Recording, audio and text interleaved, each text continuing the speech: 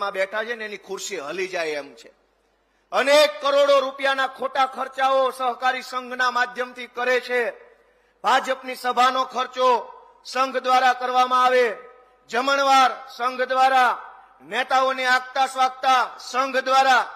અને હું પૂરી ગંભીરતા અને જવાબદારી સાથે કહું છું કે સી.આર. પાટીલ પ્રદેશ અધ્યક્ષ તરીકે જે ચાર્ટર પ્લાનમાં આખું ગુજરાતમાં ફરી ફરીને ઉડતા હતા એ તમામ ચાર્ટર પ્લાનનો ખર્ચો અલગ અલગ જિલ્લાની સહકારી સંઘ દ્વારા કરવામાં આવ્યો। દોસ્તો, બાપાના પૈસા નથી, આપણા બાપાના પૈસા છે। આપણી માયુએ જે હવારથી સાંજ સુધી ઢોર પાછળ, પશુઓ પાછળ જે મહેનત કરી એ પૈસાથી સી.આર. પાટીલ ચાર્ટર પ્લાનમાં ઉડે એનો ખર્ચો સંઘની અંદર ઉધારવામાં આવે।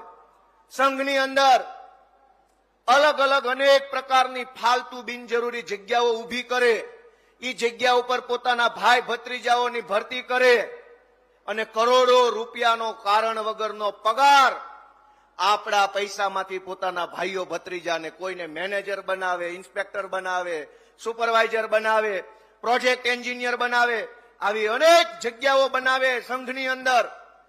પછી એમાં ભરતી થાય ને ભરતીમાં ક્યારેય પશુપાલકના છોકરાનો વારો ન આવે। ભાજપના જે નેતાઓ હોય એના દીકરાઓ, દીકરાની વહુઓ, ભત્રીજાઓ, સગાવાલાઓના નંબર લાગી જાય। આ હું સાચી વાત કરું છું કે ખોટી? સાચી વાત છે કે ખોટી?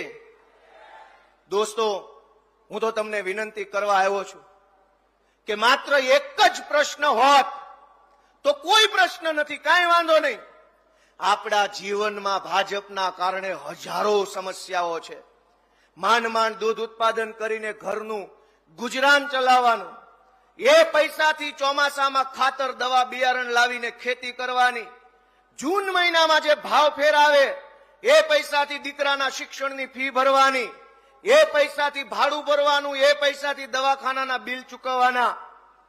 અને એ જ પૈસા જ્યારે ભાવ ફેરના દેવાની વાત આવે તો સંઘ એવું કહે કે અમારી પાસે પૈસા નથી, નફો નથી, કમાણી નથી। મારી તો એવી માંગણી છે કે આપણે બધાએ આપણો આત્મા જગાડી અને ગુજરાતની ભાજપની સરકારને પૂછવાનું છે કે તમે લોકો બહુ સારું કામ કરો છો, પશુપાલકો માટે તમે સારો વહીવટ કરો છો, તો સંઘની અને ડેરીની જે મીટિંગ થાય છે એને ઓનલાઈન ફેસબુક લાઈવ કરવાનું કેમ નથી સૂચતું? સંઘના ભાષણો ફેસબુક લાઈવ થાય, ડેરીના નેતાઓ ફેસબુક લાઈવ કરે, પણ જે દિવસે સંઘની મીટિંગ હોય, બોર્ડ ઓફ ડાયરેક્ટર્સ બેઠા હોય, કરો ફેસબુક લાઈવ, દૂધનું દૂધ અને ચોરીની ચોરી બધી જનતાને ખબર પડી જાય।